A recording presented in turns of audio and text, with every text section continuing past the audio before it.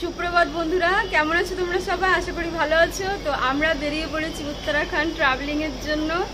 এখন আমরা পৌঁছে গেছি হরিদ্বার, সকাল সকাল পৌঁছেছি আর এখন এসে গেছি হোটেলে।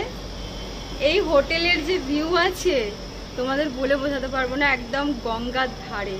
আর গঙ্গার স্রোত দেখলে তোমাদের কি বলবো, মন খুশ হয়ে যাচ্ছে। তোমাদের দেখাচ্ছি, দাঁড়াও। বুঝতে পারছো কত সুন্দর জায়গা আমরা আছি। এই হোটেলটা পুরো গঙ্গার ধারে, গঙ্গার জলের স্রোত, বাপ রে বাপ।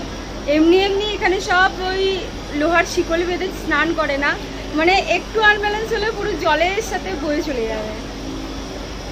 কি গো, কেমন লাগছে? দারুণ। আমি এইখানে এসে দেখছি, মানে কি বলবো, আমি জোয়ার ভাটা এর মধ্যে আমি কিছু বুঝতে পারছি না।